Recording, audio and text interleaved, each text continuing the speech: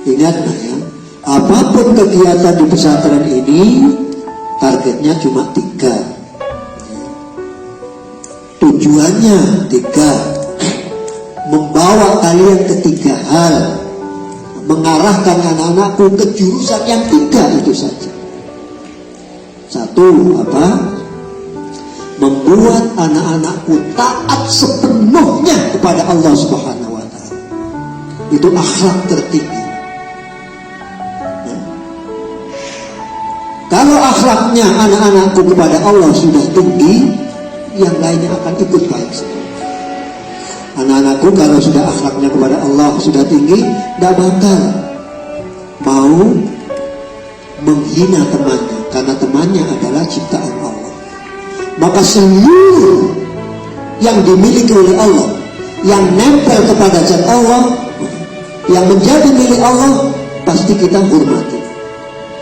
Ada Al-Quran milik siapa? Milik Allah. Kita bawanya tidak seperti lagi bawa koran, maka kita bawa di dada.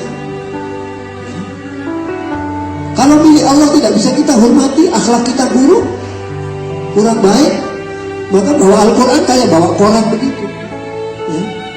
Bahkan saya lihat anak-anakku ada yang dipegang talinya, itu milik Allah, kalamullah. Maka kita harus yang sempurna akhlak.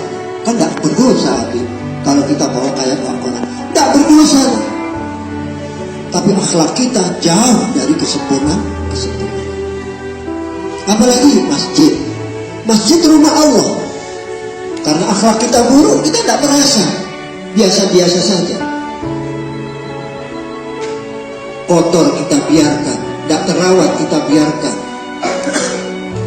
Sholat tidak ditegakkan di situ, azan tidak bisa sempurna, tidak ditegakkan. Maka nanti anak-anakku ini tugasnya, khususnya yang putra, membuat jadwal yang rapi, yang tertib, sehingga siapa yang azan, siapa yang imam, siapa yang bersihkan.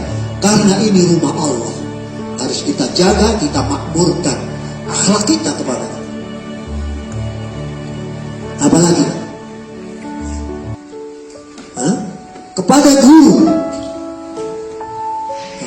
Guru ini, kalau dalam bahasa hadis adalah ulama yang punya ilmu. Ini warasatul anbiya,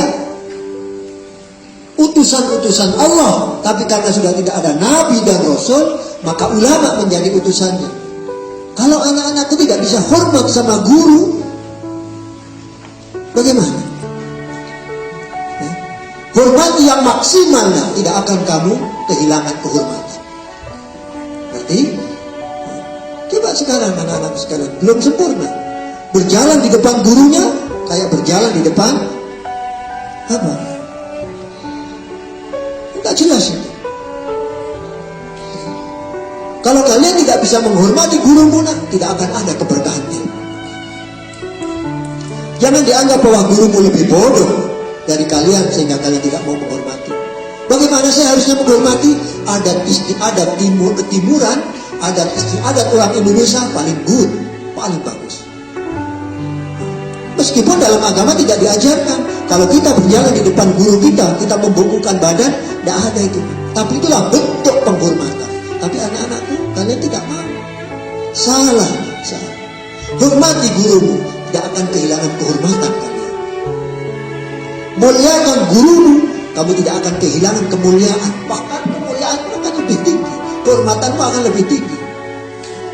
Coba sekarang, ada seorang pejabat. Dia itu pejabat yang kuasa. Tapi ketika berjalan di depan Ustaz, dia membungkukkan diri. Punten Pak Ustaz. Apa kata hadirin? Masya Allah, jadi jenderal. Tadi di depan gurunya, Ustaz yang biasa mengajarkan dia di masjid, dia begitu hormat. Bukan malah orang di depan Pak Ustaz dia tidak punya kehormatan, dia terpaksa kalah. Tidak ada orang yang ngomong begitu. Tidak ada. Begitulah aturan Allah. Semakin kita menghormati orang lain, semakin kehormatan kita naik. Jangan khawatir. Ini semuanya akhlak kita kepada Allah Subhanahu wa Ta'ala. Ini tujuannya ya. Makanya titik tekannya anak-anakku sanggup memberi tauladan kepada adik-adiknya. Nah nanti kalau orang tuanya kesini atau kalian libur pulang ke rumah, akan tampak akhlakmu yang kedua, baktimu sama orang tua. Tidak ada anak tibian nanti yang masa bodoh. Orang tuanya nyapu, orang tuanya cuci piring, dia enak duduk main HP. Tidak ada. Bahkan di pondok ini pun sudah dilatih. Saya tidak minta, saya sama Umi tidak minta kalian untuk kalian hormati berlebihan, tidak. Tapi saya akan membaca akhlak kalian. Saya ingin juga bekerja karena saya ingin dapat pahala.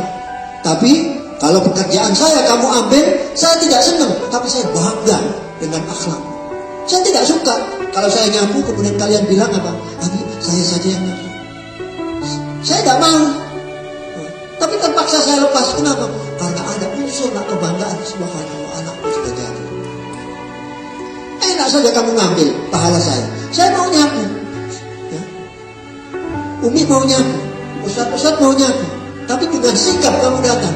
Ustaz, sudah saya saja. Ustaz yang lain. Kalau saya tidak saya izinkan.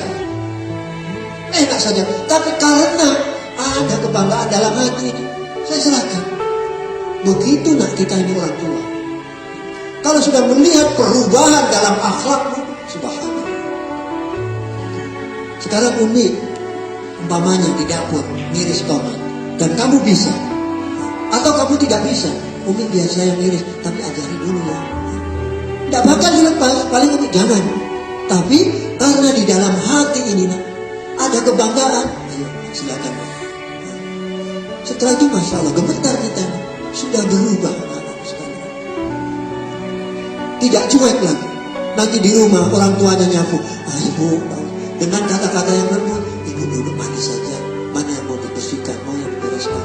Subhanallah, nangis itu orang tuamu kalau kamu begitu. Kenapa?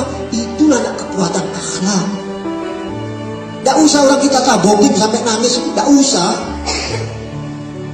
Mau bikin ayahmu nangis, kamu tojokin, bukan malah nangis kamu ditojokin.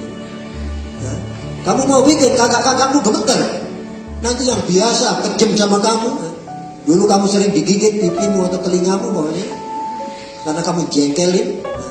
Kemudian mau mengalahkan kakakmu, nggak usah dengan tabuk-tabukan. Kak mau ngapain? Ini mau nyuci motor. Udah, saya ngomong di rumah liburan. Biar saya cuci Kak. Tapi ajari ya, saya nggak tahu bagaimana cara nyuci motor. Pasti kakakmu pertama kali kaget. Tumben-tumbennya kamu. Kenapa? Begitulah keluhuran akhlak yang diajarkan oleh Rasulullah dan itu kekuatan. Makanya anak-anak tibian harus menjadi anak-anak yang kuat dalam segala bidang. Kalian menjadi pemimpin kuat karena akhlaknya, bukan karena tipu daya. Kalian menjadi pedagang nanti pebisnis yang kuat karena akhlak. Menjadi apa lagi? Segalanya menjadi segalanya. Kuat karena akhlak. Tidak mudah marah, tidak mudah tersinggung, lapang dada. Dihina, tidak akan turun derajat.